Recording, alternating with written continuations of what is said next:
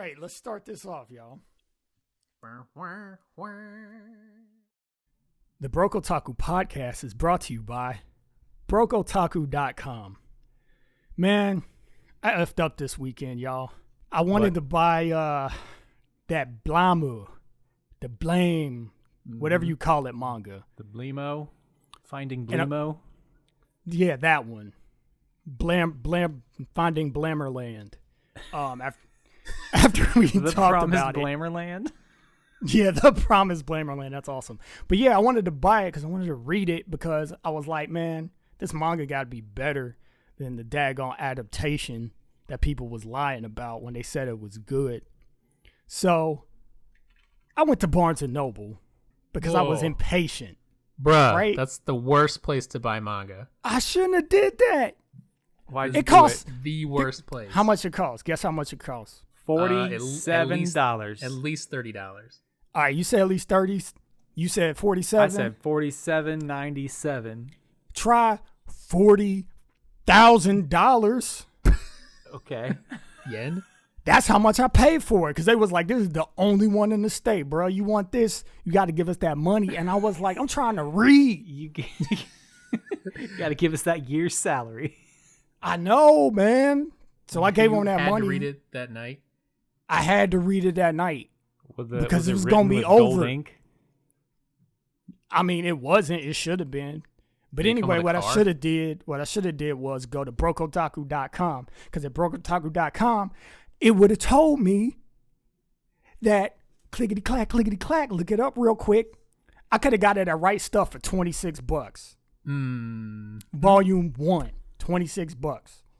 It's that Ultimate Mega Volume 2. It's awesome. It's that compendium. But Marcus, I can't find it. I'm searching Blamu and nothing's coming up. Are you spelling it right, you idiot? No. Thanks, Bro Otaku. Well, so long as you know how to spell the thing that you're looking for, you can find it. You can find all the deals, and it'll tell you where you can find the anime online for the lowest price. Compares from different stores everywhere. And they got all the titles, man. You could get Berserk. You could get My First Girlfriend is a Gal.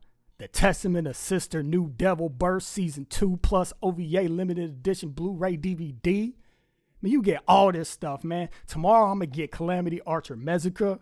I'm going to get that Squirt Patrol. Y'all don't even know about that. Squirt? Mischief King Diamond. They got hentai on there? Yeah, dude. That's what you think Squirt Patrol is. Ugh. But look, they got Squirrel Patrol. No, Squirt. They even got stuff for the kids, too. They got Marsupial Max. I'm going to get that from my nephew. But going back to the theme of the adult stuff, the other two things I'm really excited for is My Other Wife is a Whore and Why We Sided with Hitler, the Japanese story. Dang. Because I need to know what the fuck they were thinking.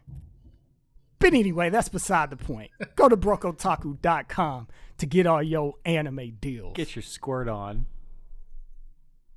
Welcome to the Broke Otaku podcast. My name is AJ. With me is Marcus, a.k.a. the Super Chalupa.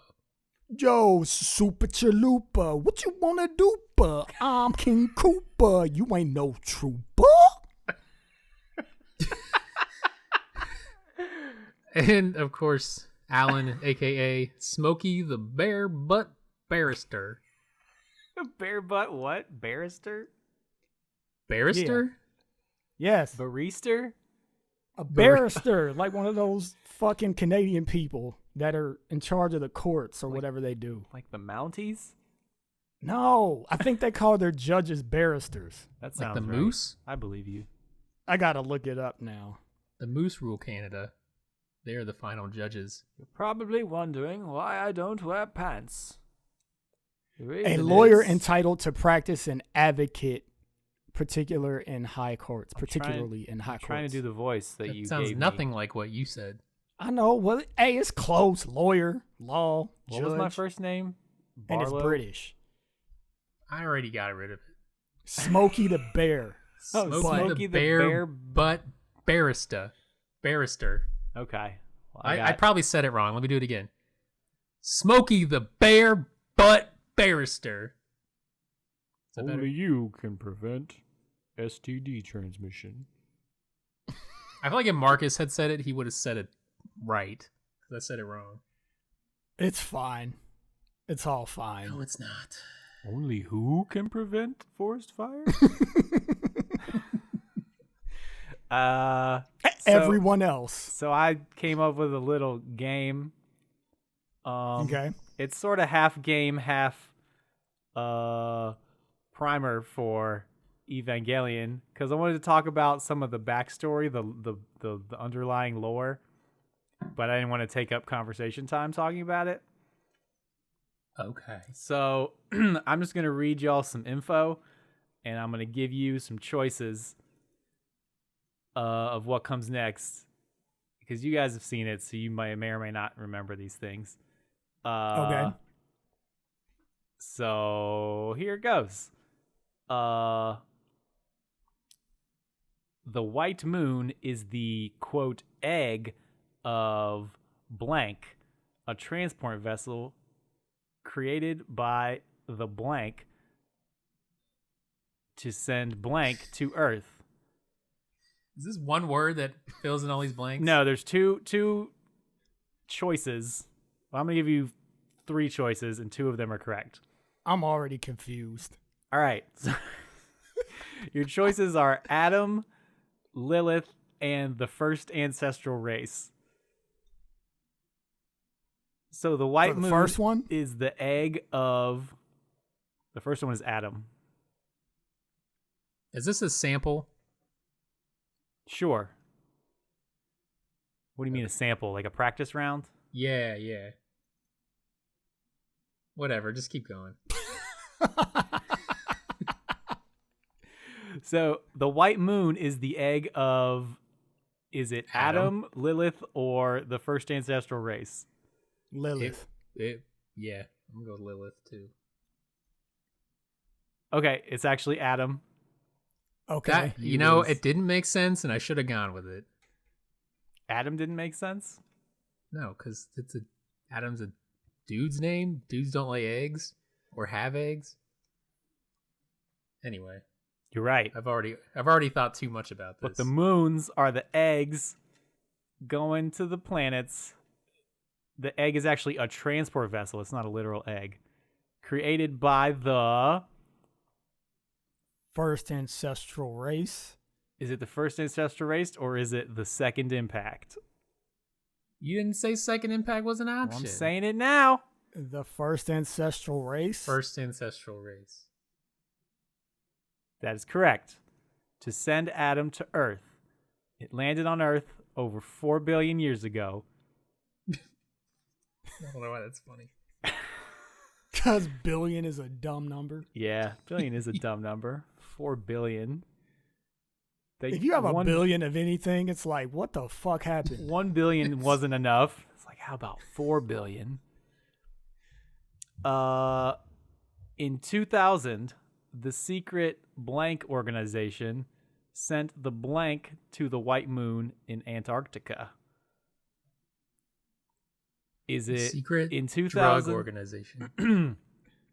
In 2000, the secret, is it Nerve or Zila? Seal? Seal. That's how I always said it. We'll get into that.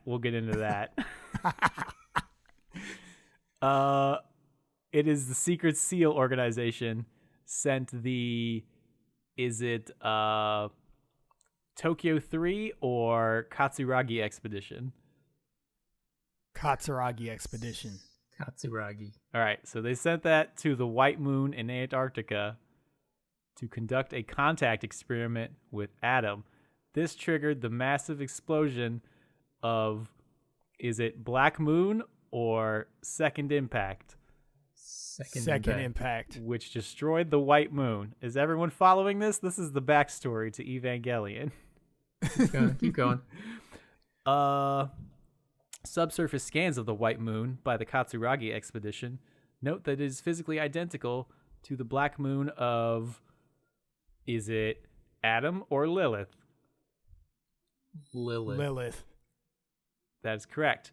Physically identical to the Black Moon of Lilith under Tokyo 3, and that its surface structure is clearly artificial. Let's skip ahead a little bit. Is the white moon the regular moon? No, neither the white moon nor the black moon is a moon. Okay. So that's important. That's no moon.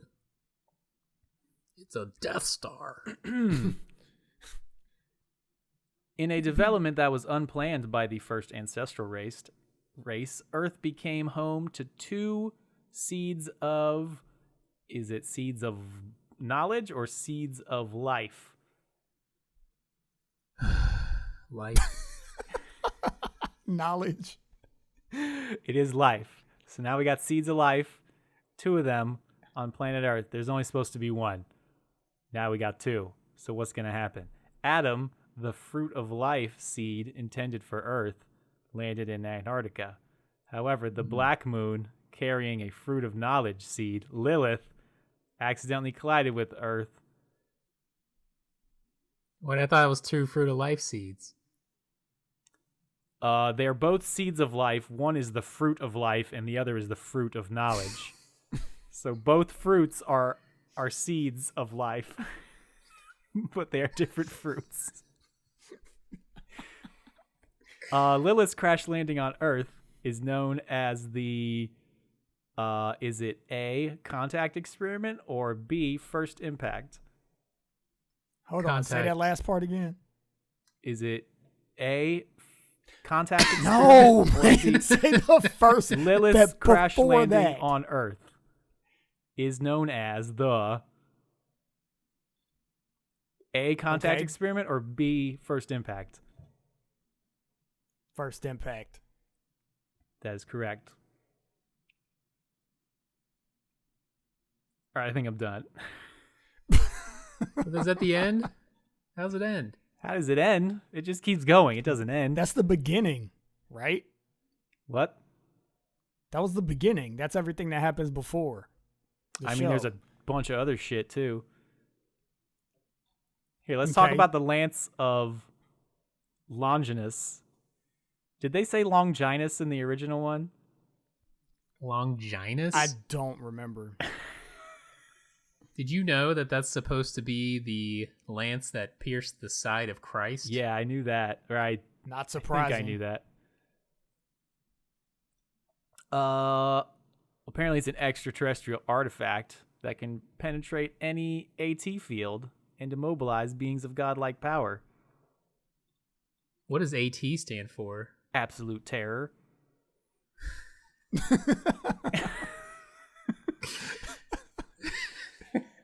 It's also a bident, which is the 2-pronged version of a trident. Correct. Did not know that. Is your interest piqued yet? By the way, massive spoilers for Neon Genesis Evangelion. Oh, yeah, we should definitely start before we even start talking about it. Say that. Yeah. To be fair, you could try to spoil this show, and you wouldn't be able to do it. Yeah, it would be hard. I doubt. Nah, I don't think that's true. No, you could spoil it, but I don't know if any of this stuff spoils it. The meat. No, because this is all backstory. This is just backstory, but let's see.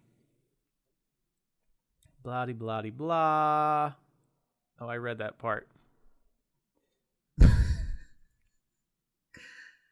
As both Adam and Lilith are co-equal seeds of life created by the first ancestral race, it is actually incorrect to label them as angels. Angels are, by definition, the creatures born from Adam possessing the fruit of life.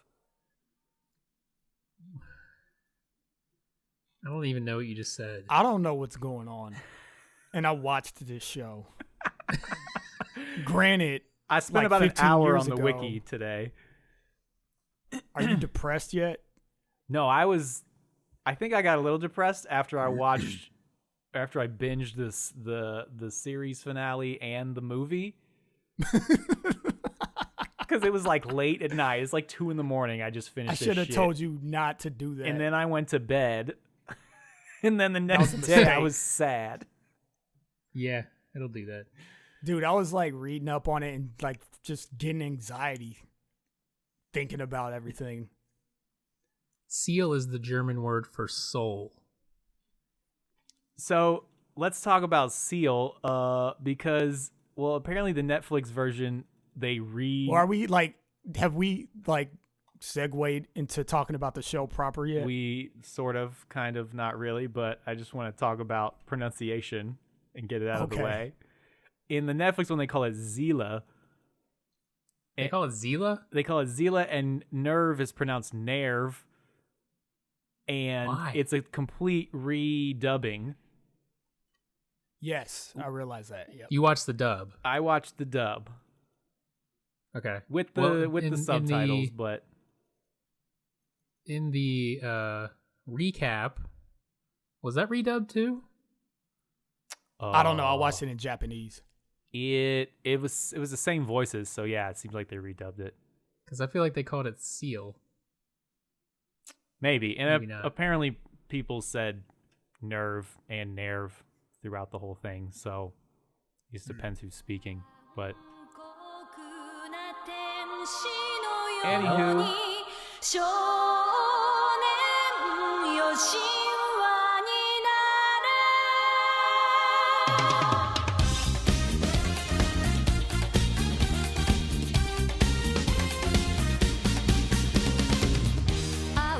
So, let's start it off. First of all, I want to make it clear we're not going to try to do any more interpretation of Evangelion outside of what we just did for that little trivia game, I guess. I'll be you could doing call an it. interpretive dance to the opening theme. Very good. I'm doing We're it going right to talk now. purely about what we think of the anime, and based on what we've seen recently, what we think is good about it, what we think is bad about it, why you should or should not watch it. So, Alan, you watched everything that's on Netflix, right? Yeah. Marcus, you watched the recap and End of Evangelion, right? Yeah. And you both Just had seen it. recently. You both had seen it in high school, so like 20,000 years ago. Yeah. AJ and I both watched it like 15 years ago. And we watched everything. We watched the original series, the Death and Rebirth OVAs, and then the End of Evangelion movie, which is basically a redo of the last 2 episodes of the original series. Right. So we had all that behind us. For the sake of this conversation, we refreshed ourselves and rewatched Death True 2, which is like a second director's cut of the original Death movie, and then End of Evangelion, both as presented on Netflix. So if those all include new dubs, then that's what I watched. Methinks they do. I actually watched it dubbed with subtitles because I was like in a room watching it on my phone and I didn't have headphones. So it was kind of hard to hear. So I had the subtitles on too. That's smart. Yeah, sort of. At that point, you should just watch it in Japanese. Jeez. Yeah, I know, but kind of lazy. So lazy that like you're reading, but I want You to have hear to- the little bit of English where I can. I was on painkillers at the time, so it's in my defense. fair enough. Took the Fine. path of least resistance. And I know we've already said it, but before anybody continues listening to the rest of this conversation, if you have not seen Neon Genesis Evangelion and are interested in it, stop listening to this podcast because we're going to spoil the shit out of it. Yeah, just go watch it. And for those of you, I'm going to get my recommendation out of the way early. For those of you who are thinking like, I'm not really that interested in watching it, so I'll go ahead and listen. Think about that again, just because this anime ends in a way that's just, you're not going to be able to experience it the same way that the rest of the world has if you know what's coming, like any little bit of what's coming. So, but if you don't care about that, then continue to listen. Three, Or two, fast forward to the one. the end credits. And stick around for the after credits scene of the podcast where we'll reveal who the true villain was. The true villain is you, the viewer. You for watching it. Yep. Because you've watched this. Because you didn't 89 turn children it off have when it died. got weird. You kept watching, and that's why you're a bad person. All right, so let's talk Death True. How do you want to do this? You want to give your thoughts first, Alan? You want to talk about Death True? Death True Boogaloo, unless Here's what I want to do, Alan. Talk about your experience. Okay, yeah, and then since I'm the we'll newbie- just tag along as you talk about how you were feeling as you progressed through the series, why it stuck with you, why you got into it, and how things developed from there. So I watched a couple episodes when it first came to Netflix or soon after, and I was like, oh, it's kind of cool, but then I got away from it. So then when I came back, I watched a couple episodes, and I was like, shit, this is interesting. I want to keep watching, and it is, for me, it was one of those where every time an episode ends, you're like, oh, I got to start another one. And pretty soon you've binged 6 episodes, and the next day is ruined for you. So it's not a mecha anime. It's not a psychological, it's not an analysis of loneliness as you transition to adulthood. It's not about what your, the importance of having parents who love you. And it's not about all that shit we talked about during the game, where extraterrestrial beings send out giant eggs to land on various planets. It's not about any of those things. It's about all of those things happening at the same time. And it's really, I liked it a lot. So being all of those things really makes it unique. And even so, after I finished it, I rewatched the first 2 episodes because those were like long forgotten. Even in the first episode, he gets into Ava. He decides to do it, and it's not just kid gets into the machine and kicks ass. It's like the first thing that it does is go berserk after it had like protected him from falling rubble for no reason. So they're already kind of hinting at the, the twists later. It's just that you don't know what they mean. And by the time they do connect all the dots, as much as they do, you've forgotten all that stuff. So then it's the kind of thing where you watch it again, or you go back to at least the first couple episodes, and things make more sense than they did, and you realize that it kind of was all, some of it was at least planned. I read that some of it wasn't planned, and there were issues with production that resulted in some of the tonal shifts. But yeah, all in all, it was a really good time. I think it's beautifully animated.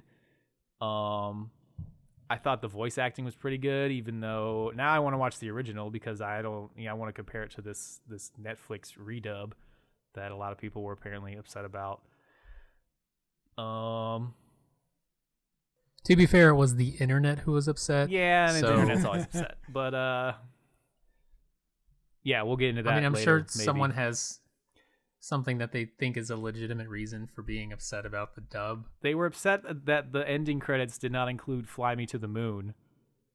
Yeah, and I didn't know that, and I did not miss it one bit. And now, not having found that out until after, I'm like, who fucking cares?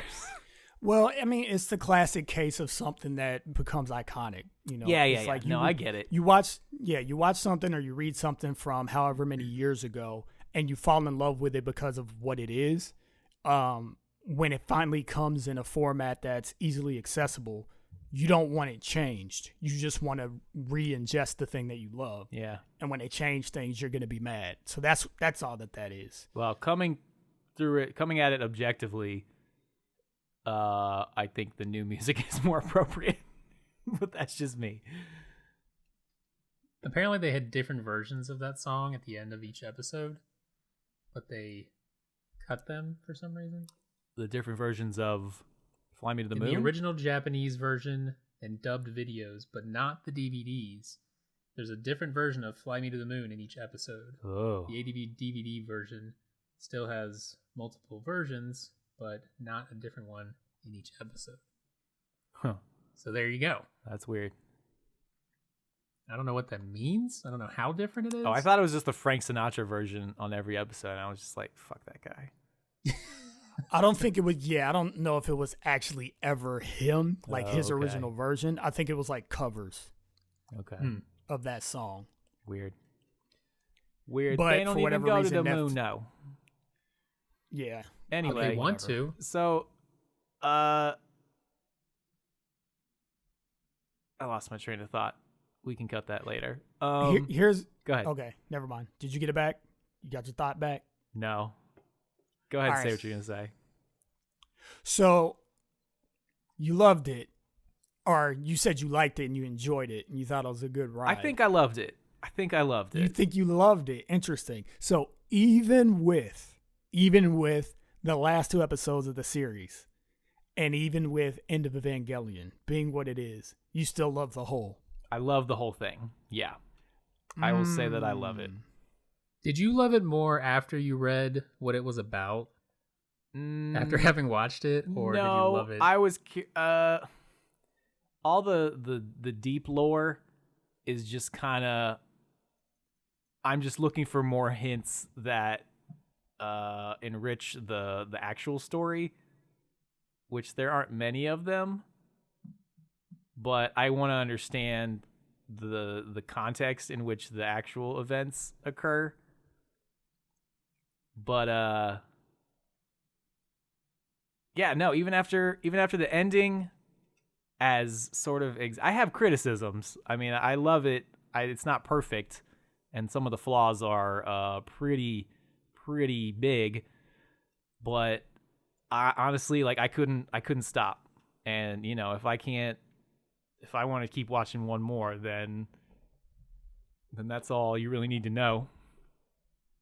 Because I've had to force myself through some things for this podcast. And this is not one of those things. Interesting. That's funny. And now I want to hear. Go ahead. So I was gonna say, well, there's 2 questions I want to ask, and I'm debating on which one I want to ask more. I guess I'll just stay surfacey for now. So, what about it do you think made you want to watch the next episode? Why'd you have a hard time putting it down? I feel like they did a good job of, like, always having that next question that you want answered.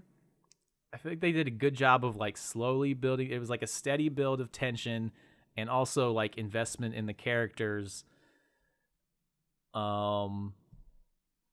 And just the pacing of each episode too was pretty satisfying. It was like, even when there was dialogue, just kind of, you know, them having casual conversation, and it developed them a little bit, but like, even when that wasn't, it was kind of silly or throwaway, even, is like, you knew that angel attack was coming, so like you were willing to sit through it to get to the next angel attack that you knew was going to be something really interesting. Does that make sense? Yeah, it does.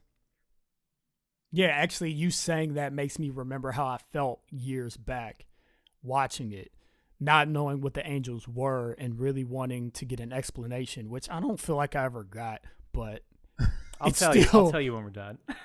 Okay.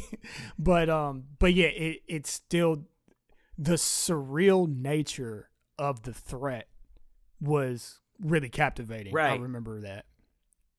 Yeah, just like it could be anything. And like, when they pull out, I think like 5 or 6 angels in, they get one that's like a microbe, or it's like a bunch of microorganisms or nano machines or something. It's just like, oh shit, these things can be anything. Yeah. And then you're just not like, just big monsters. I have to see. Yeah, like I have to see what happens next. And like the big monsters were cool. They were bizarre and freaky and like intimidating in weird ways. Like the dude with the ribbons is just like, what are you gonna do? He's got these fucking ribbons that just cut through everything. Yeah, the one that I always remember was like the one that was essentially a satellite with big ass eyes, and it was just floating in space. Yeah. Like that was super creepy to me. I don't know why. Yeah, it's just like, what are they gonna do? I mean, they did something. It was kind of like it was an easy answer, but even that like kind of opened up more questions as to what the hell was going on. How many angels were there? I think by the end 12? there are 18. 15? 18? One of them being notable. The 18th angel being notable, if we're not spoiling. Are we just spoiling it? Just spoil The it. Yeah, we're 18th Yeah, we've already said spoilers. All right, so the right? 18th angel is humans. Yeah. I thought it was specifically that one dude. No, that he was 17. He was 17. Oh, Billy. Okay. His wasn't name's paying not attention. Billy. It was. But Billy is one of the humans, so therefore he's an angel. No, we're talking about Kawaru. Kawaru. He was 17, and then the human race was 18. Which one was Jesus? None of the them. first. Duh.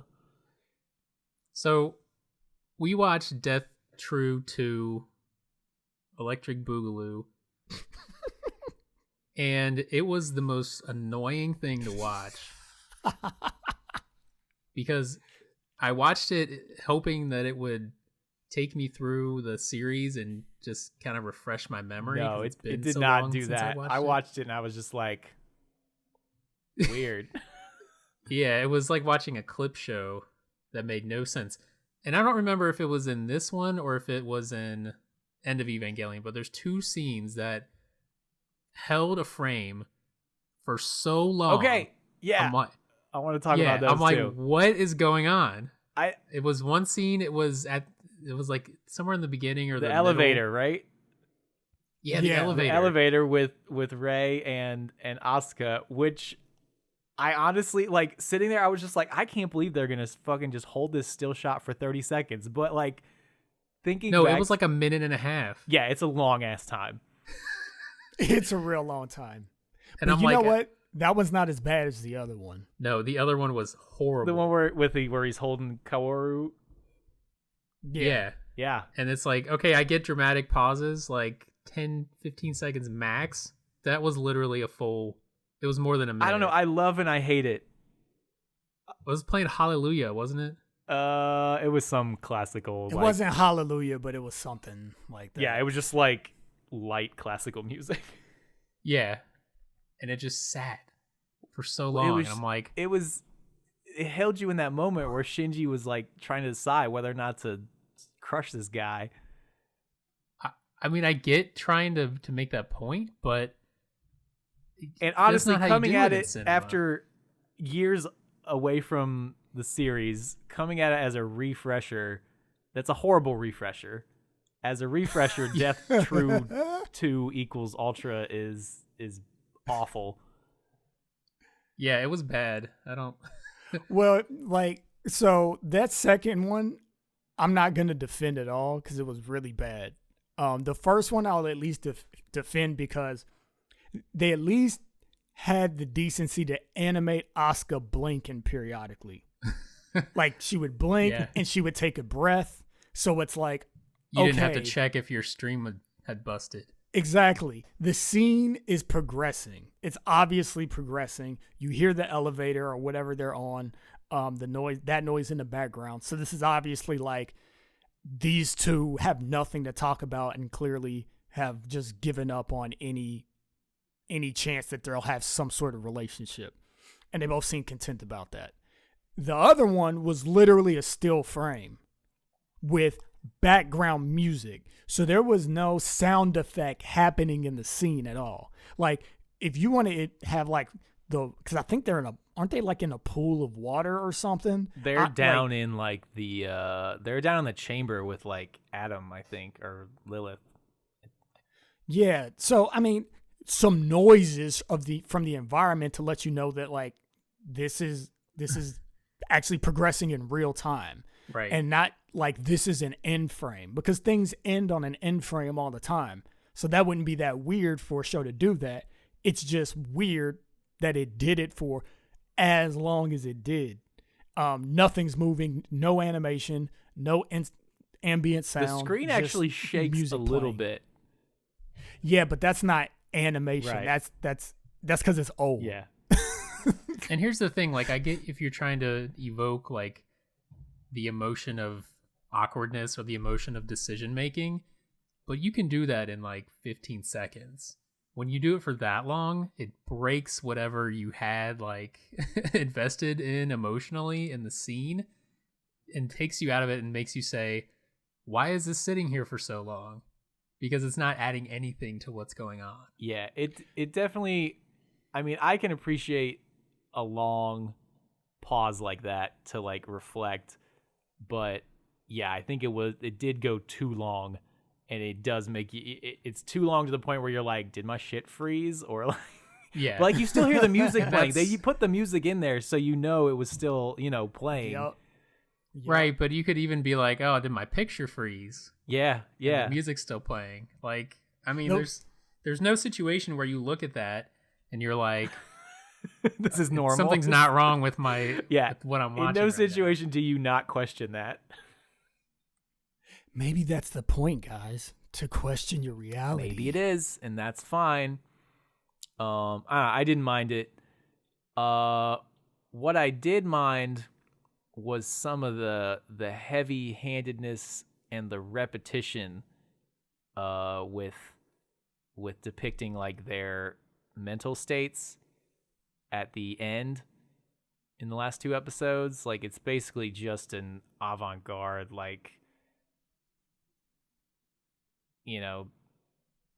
word salad repetition. Like, like I understand. Yeah, Go ahead. I can see that too, because there's so many situations where Shinji's just like, I don't want to do it again, guys. Yeah. And then like Asuka's like kicking ass and like Rei's just weird. And it's like, okay, we get Shinji sucks. Like, can we just make him like either push him out of the way or make him do it? Like, you don't have to drag out his teenage angst so much. It's less feeling bad for him and more feeling like, all right, this guy just needs to go. Like, let's get somebody else in here. I mean, and I think that's part of my frustration with the series is like, I don't know, as a teenager watching it, I'm kind of like, yeah, I get it, man. Like, you don't want to do this thing you gotta do. But as an adult, I'm like, man, just quit being a little bitch. Get it done. Like, rip the Band-Aid off. Like, I know it sucks, but like, the freaking world's at stake. Like, can you just do it? Well, that's what I mean. He does just do it, and I think it's about the effect that it has on him.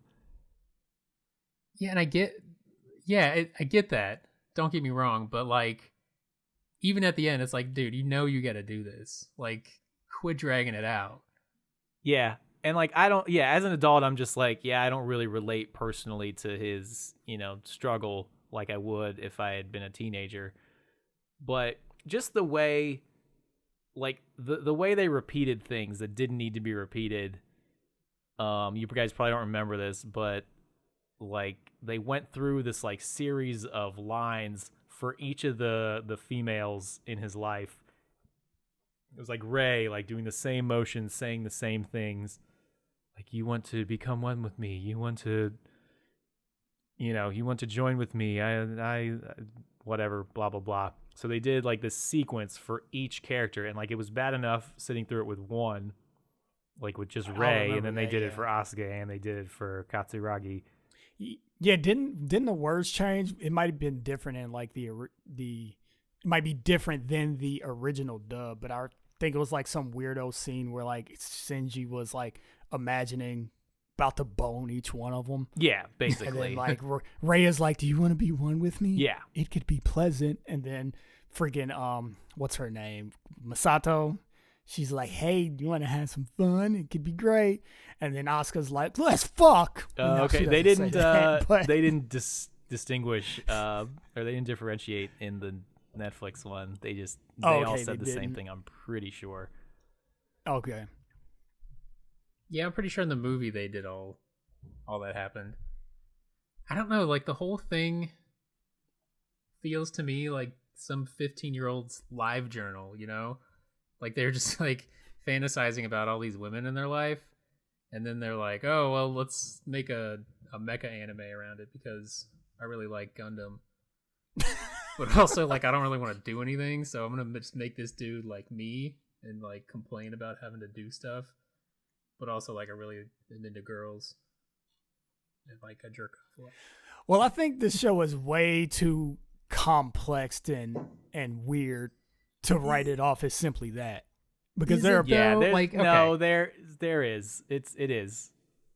Go ahead. It is, dude. Trust me, because it's not, dude. You've watched plenty of anime that are basic bitch stuff. Like Yeah, if you're I just trying to gotcha. talk, if you're just trying to talk about an anime that's just being angsty, you're not gonna have like all of this weird ass mystical imagery in it and fold in this story about like extraterrestrial beings that are the seed of an ancient race that will end in the amalgamation of the human. Like you're not gonna do all that if that's And all it is. they hammer home the theme of loneliness pretty hard by the end of it.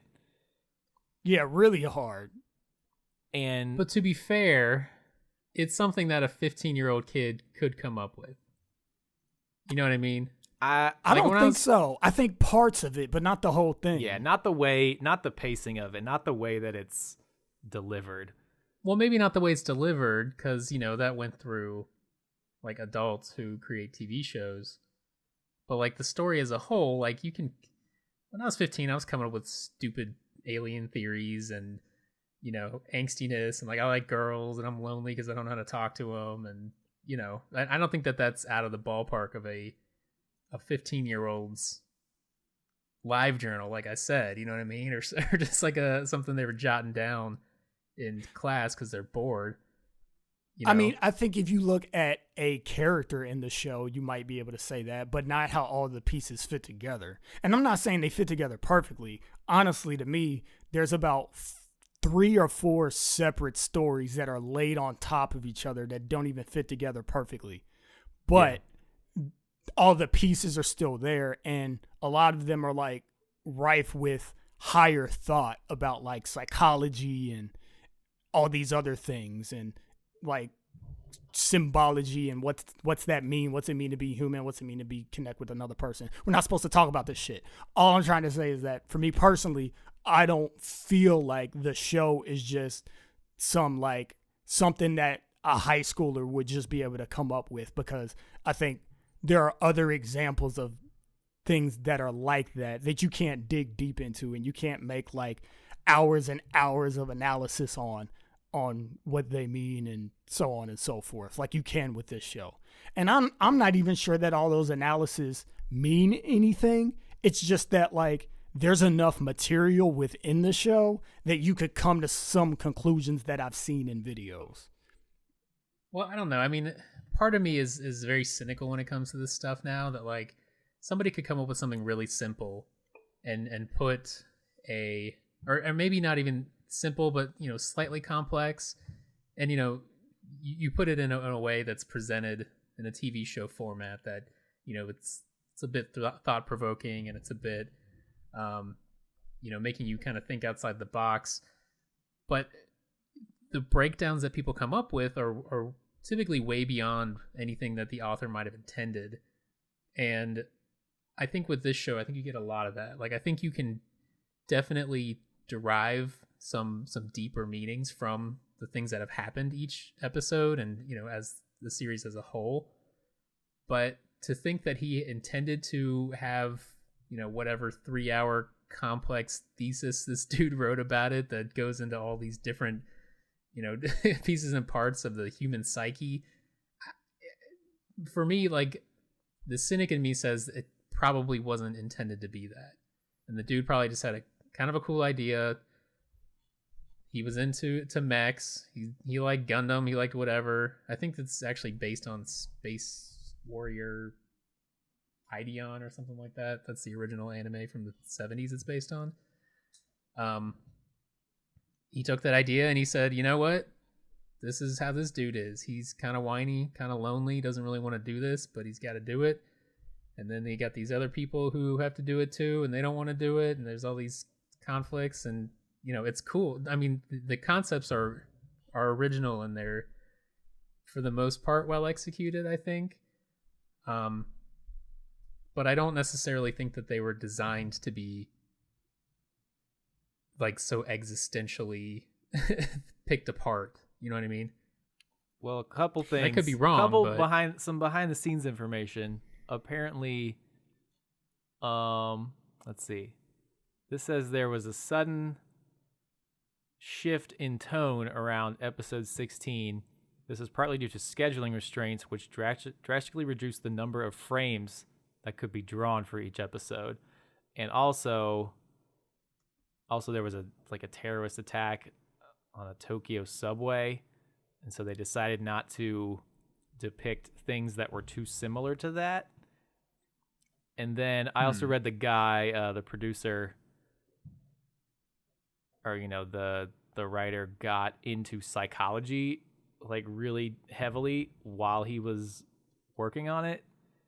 And they started out, they didn't know how it was going to end. So from the beginning, it was like, what's going to happen? Yeah, so... And see, that's what I mean. So you have people who are drawing these kind of far-fetched conclusions of things that happen at the beginning to things that happen at the end.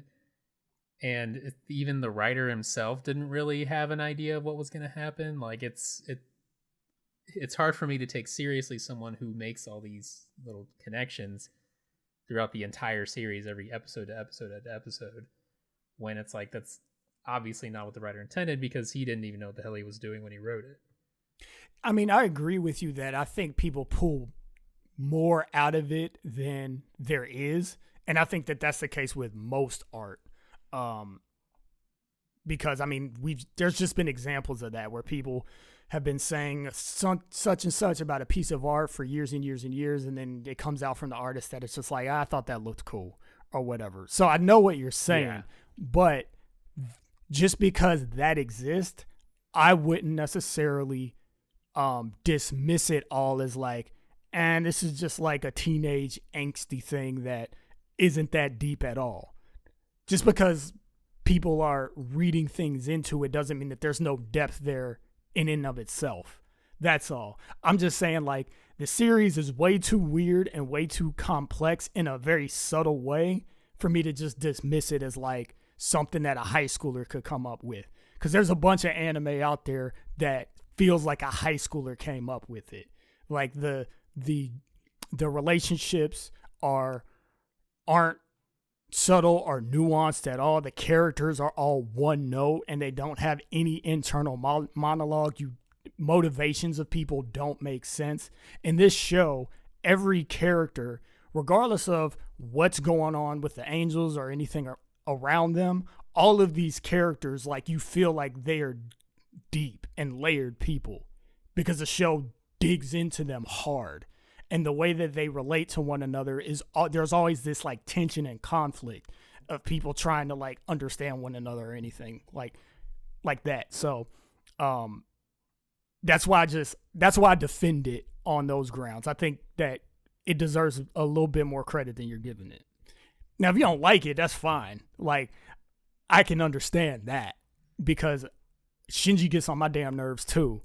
but at the same time, like, I think that his character, a lot more thought has gone into creating Shinji than, I don't know, say like the main character of whatever MMORPG isekai anime is popular right now. The thing is, like, I really want to hate this show. You know what I mean? Like, there's so many things I don't like about it, but like you said, like, compared to other anime that's like super basic and super flatline as far as character development and story development. Like, this one has a lot of things that I do enjoy about shows like this that, provide depth and provide internal struggle. So it's like I can't really dislike the show because it does a lot of things that I like in anime. I just don't really like the way it did it. Interesting. I think that's fine. I think you're allowed to dislike it if you want to. But like I can't, like internally, like I can't dislike it because it does things that I like. So I don't know. Like it when it comes to recommending it, it's like I don't necessarily recommend it, but you might enjoy it. I don't know. It's a very strange place to be for a show because typically when you like a show, if it's doing all these things you like the show. But there's things that I think are just very obnoxious about the show, and I think it takes too long to get to where it needs to be story wise. And if I don't know, it bothers me when shows are so convoluted that it's almost impossible to understand what's going on.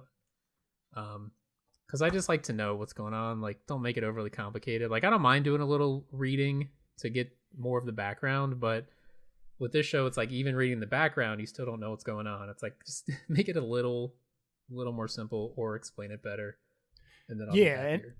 And I mean that's the reason I call the show pretentious, because it's like the number one culprit of anything that I've watched, at least, and have liked a little bit.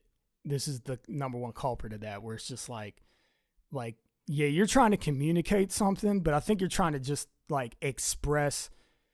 This is more of a form of expression than it is like communication, which is fine because that's what art is a lot of times.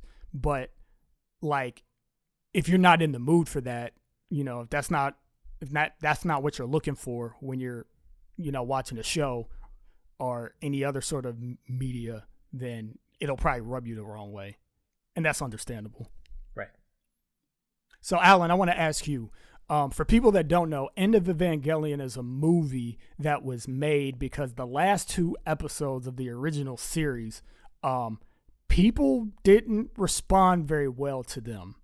So, in the wake of that, the creator decided to go ahead and make a movie that's like an alternate ending. And that's why it's called End of Evangelion. So Alan, what I want to know from you is, which ending do you prefer? I prefer the End of Evangelion ending because I think. Why is that? I think unredeemed characters are really interesting. Rather than like, first of all, I don't like the way they did. The last 2 episodes, the series ending was just really hard to watch. That's where most of my complaints come from, with the unnecessary repetition, the excessive drilling of, his mental state, that doesn't really, it doesn't tell you more about him. It just drills this discomfort into you. And I couldn't turn away, but there was I was tense watching it, because it was just like, here's a million, frames per second flashing images for 2 minutes straight, while there's this, agonizing dialogue of his mental state. And also it doesn't tell you anything about the rest of the characters, what happened. You get little flickers, but, and I know there's a reason for that. It's Shinji's, it's all about Shinji at that point. Human instrumentality is happening, and it's all about Shinji, his mental state as reality dissolves. The reason I like the ending better is because you got more information about what was actually happening, and Shinji makes his choice to come back, and Asuka chooses to come back, and it seems like they are the only ones. So there's this suggestion that humanity is not doesn't decide to live on. It decides to just live in this happy single being state, and they don't want to come back and try being individuals again. And the ones who do are Shinji and Asuka. And the first thing he does, he's so like broken that he just wants to choke her. And she reaches out, and when she does, it kind of breaks him one last time, and he can't like reciprocate. He just retreats into his like self-hatred and like paralysis. And like, it's dark, it's sad, but it's, to me, it's more realistic, I guess, if you can call it realistic. But it's just like, nah, he's done. He's broken. Like, he ain't coming back. Interesting. And it's like that last scene says a lot more about their relationship, I think. Because I read interpretations and stuff after I watched it. So I'm trying not to let that color it, but I genuinely, dude, it's damn near impossible. I genuinely wanted to know more about that last scene and like what was that about. And you can kind of see it if you think back to their relationship, like her like trying to reach out to him in her own like kind of abrasive way, and him just like being oblivious or being too scared or too insecure to to take the chance. And I just thought that was more interesting and more satisfying than this like, okay, forget everything, here's a mental breakdown for 50 straight minutes because we ran out of budget or something and we were short on time or whatever.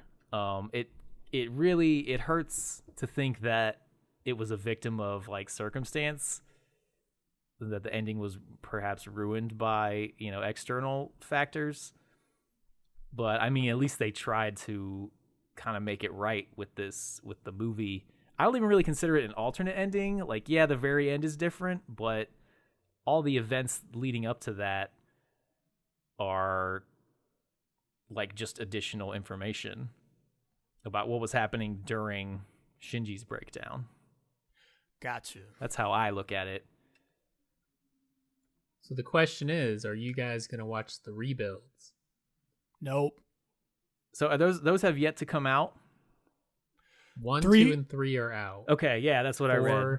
There's one more. 4 is supposed to come out this year, but I think it was delayed again. Yeah, because of COVID. Right. It's been delayed a bunch, hasn't it? Yeah. I don't know if 4 is the last one. I thought it was supposed to be, but I'm not sure. I stopped caring about the rebuild project maybe 10 years ago. Yeah, that's when the first one came out, so I think I watched the first 2, and like, I don't know what I was expecting from them, but like they were doing a bunch of new stuff. They were like putting in new characters, and since they're OVAs, the story's being told all quick, and that's pretty much the antithesis of what the original series was. The original series is you're diving into these characters and really getting to know them and experiencing the trauma that they're going through as they pilot these biomechanical monsters. And that was one of the things that I always thought was cool about the show, was that it wasn't your typical, like, I'm in high school and all of a sudden they need me to pilot a mech and I'm fucking good at it and shit's easy. And sometimes it's hard, but not really. It's like in Evangelion, especially in the End of Evangelion, where you had the scene where Asuka's fighting the series. What are they called? The Ava series. Yeah. That Zilla, however you say it, Zilla. That they built. And they're like showing her in the cockpit, like moving and swaying around. Like, just, you can tell she's in this machine of all of this weight and power. And like each strike that she delivers had so much momentum to it, that it felt very visceral. And all of their experiences while they're piloting the Avas are visceral. And the fact that they're like their neurology is connected to the machine. So when the machine gets hit, they fucking feel it and they fucking scream.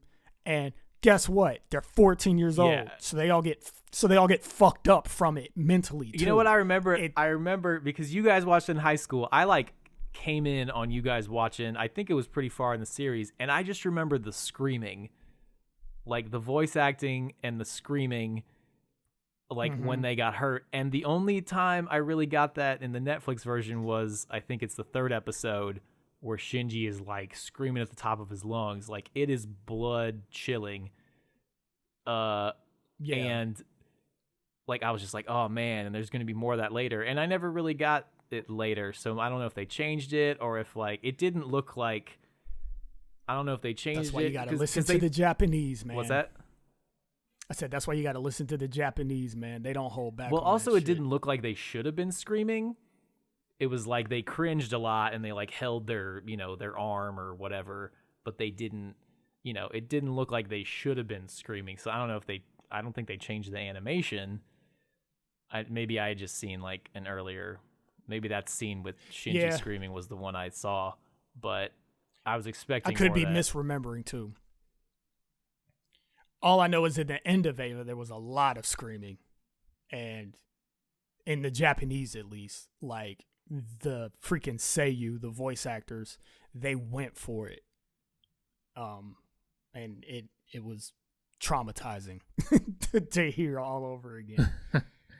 Did you guys seize up at the end of the movie, the End of Evangelion, where they were basically like showing 1 million frames a second, switching for like 2 minutes? Oh yeah, that was the series. see. That wasn't End of Evangelion. I thought they did it in the movie They too. did it. It was in the movie too, Oh, because okay. the movie did this weird thing where like they were showing all this imagery, and then there was like live action stuff for a second for no reason. Yeah, they were like a showing kids in the theater, and this one dude's like, look at me. Yeah, it was. Yeah, I hate that. Yeah, shit. that was kind of annoying. I was just like, is it going to end on this? And then it didn't. But yeah, I want to watch through Ava again, just because hearing you talk about it makes me remember all the good in it and just everything that I liked about it, how it felt very different. And I mean, that's part of the reason why I give the show credit too, is because it is iconic, because it did something that mech anime at the time did not do. Your main characters were usually some like super confident, brash person that had their shit together. They were prodigy and smart and adept, or if not any of that stuff, at the very least courageous. And so he basically wanted to do a deconstruction of that. which wanted to Asuka create- kind of is that character, but then Right. you get to see like what happens to that character when they fail. Right. And even Asuka at her finest and at her greatest, she's never painted to be a great person. I don't ever really remember rooting for her. Because she just came off as like arrogant and She always like treated an Shinji attention like whore. shit. Yeah, she's like they're like none of the characters. I didn't really like any of them, which is odd for me to say. I appreciated that, but it was refreshing because it made their circumstances the main character for me, and what they were going through the main character, rather than like, oh, I'm into this guy and I like this show because I like this guy. It's like, no, what's interesting about the show is the fucking weird ass situation they're in and how it's affecting them. So yeah, I want to go back and watch it and see what I think as an adult watching it. But I'll just go on the record and say, like, I fucking hate both endings. As you were talking about the very end of Evangelion, like my stomach was just tight and in knots because I hate it. I don't like it. I don't need a super hopeful ending all of the time, but it was just this dark ending that I didn't know what the fuck it meant. It was like, y'all went through all this bullshit. The third impact happened anyway, basically. And now there's 2 people left on the world that I don't even know if the world is the world anymore. and then one of them chokes the other out, starts crying, and then the other one says that they're disgusting, says the other person is disgusting. And then it's over. I'm like, I don't like that shit. Like, that's part of me what? loves a dark ending, but continue. What? Yeah, I mean, I don't like a dark ending like that. Yeah. Like, characters that are broken just stay broken. It's like, at the very least, die. Like, that would be better, because then it's fucking over. Now you're just in this weird purgatory world where I guess you are going to live together and do what? I don't know what you're going to do, because the whole planet is just a sea of blood and ruins now. And there's like half of a fucking enlarged head floating in the sea staring creepy at you with its red iris. I don't understand. Like, what happened? I've never experienced any more existential angst than this in a show. Like, it didn't leave me feeling fulfilled or anything. It left me with a big, what the fuck is this? Like, that's how I felt, like, even watching it all over again. So, like, I don't know. I guess I want to watch the series because, like, I want to enjoy the parts of it that I feel like there's a real world to live in, and even though things aren't great, they're still fighting for something, because that ending just felt like they lost, and apparently Shinji supposedly made the right decision, which was to keep his individuality and not meld with everybody else. And it's like, oh, but this is what you're left with. He still sucks. I just don't get it. I don't get why he choked her out. I don't get why she caressed his face and called him disgusting. I don't know where we're going from here. Like, I can't even imagine it in my head to take the show further than its end. I fucking hate it. I don't like it. That was one of my. You just mentioned, you talked about the world, having a world to live in. That one of my criticisms is that, so like, Shinji's, obviously a big deal. He's like defending this whole city and, by extension, the world, by piloting the Eva, but they don't ever get into that. Like, you would think that they might have had that as part of a counterbalance to his like isolation and like self-loathing, to where like people like the reason, like, they make a big point of establishing that the only reason he pilots the Eva is to get praise from people. But like, you would think maybe it's just because he's isolated in the Nerve headquarters, but like, there's a whole world out there that's like grateful to him. And that's what Karu says when he first meets him. He's like, oh, you should really have a better idea of your importance in the world. Because he's like, you know my name? And he's like, everybody knows you, man. Like, you're the fucking Eva pilot. So I kind of wish they had done a little more of that, because like, you never see any other characters. There's like the kids at school, and then there's everybody at Nerve. And like, every once in a while you'll see people walking around Tokyo 3, but you don't meet them. Yeah. Or if I didn't notice people walking around. Maybe I was paying attention to other things. But yeah, it doesn't feel like there's an outside world. It feels like it's just them inside of Nerve, in HQ, going in and out, popping out of their little hole whenever there's an angel attack, and then retreating again. Right. And I mean, maybe that's intentional to hammer home the idea of loneliness in this world. But it's like, it don't make me feel good. And not even necessarily, like, I'm not saying I need a happy ending all the time. I don't need to necessarily feel good. Like, the end of Breaking Bad. Spoiler alert for anybody that's not watched Breaking Bad. You need to watch that show, so skip like 10 seconds if you're still listening. But the end of Breaking Bad, Walt basically ruins everybody's life that's around him. He's trying to make amends, kind of, but he can't fix anything. Like, his son and his wife, like, how are they supposed to go on with all the shit that they've been through? Like, his brother-in-law is fucking dead, and it's his fault. and he's corrupted this young guy that looked up to him, and basically he frees him from prison, but that dude's just like mentally scarred for the rest of his life. So then he just dies at the end, but he kind of makes it like, I'm gonna die on my terms. So I didn't feel good at the ending, but I was like, that's a perfect ending for this show. So I feel good narratively. Like, I feel like the show has run its course and it took me somewhere, and I landed in a place that made sense, even though it didn't feel good. Like, in either one of these endings, it's like the ending that I already talked about with End of Evangelion, where I just don't understand anything that's going on, and it feels like dark and hopeless and terrible, and I don't know where they go from here.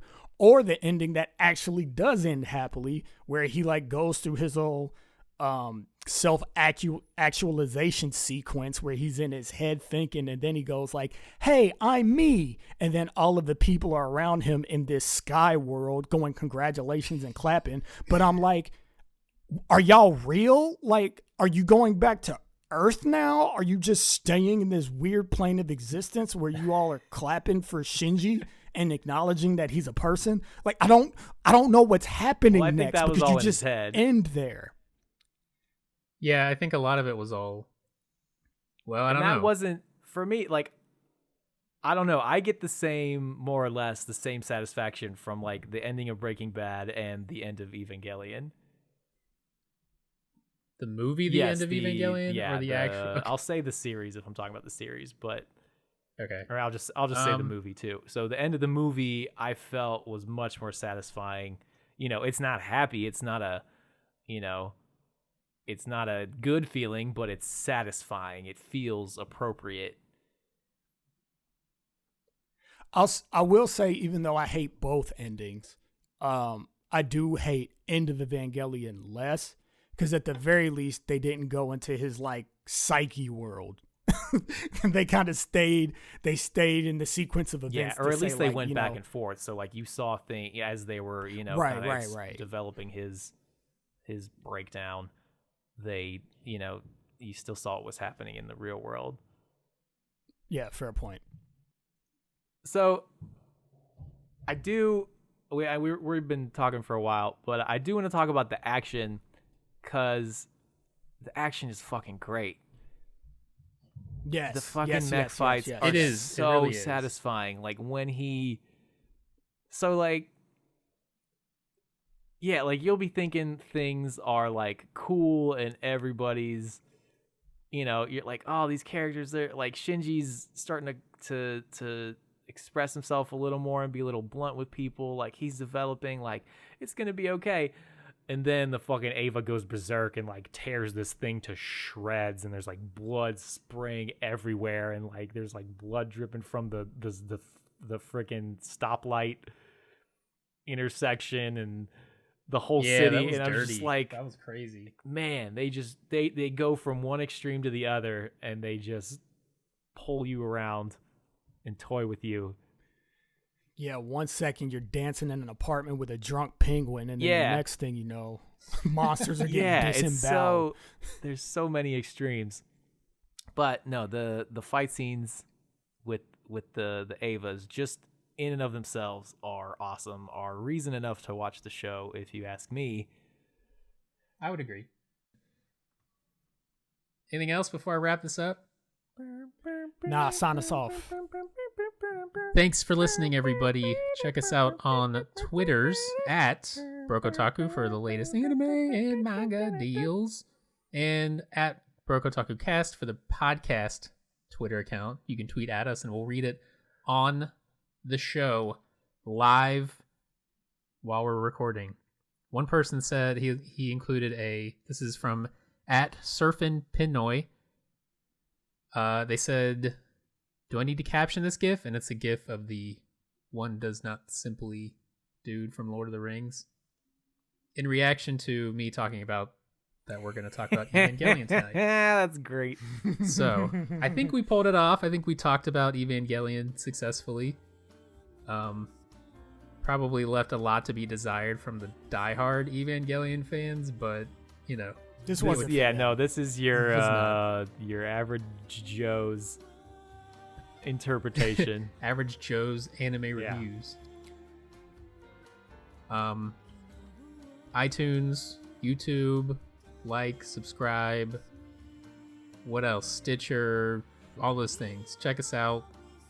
Like, review. Fat Tony's gonna break And, your fucking elbows. Fat Tony's gonna come find you, break every bone in your body. And that's it. Fade. Congratulations. Congratulations. Good job, Shinji. You found yourself. Congratulations. Keep on podcasting, Shinji. You can do it. Fly me to the moon. Congratulations. You're disgusting.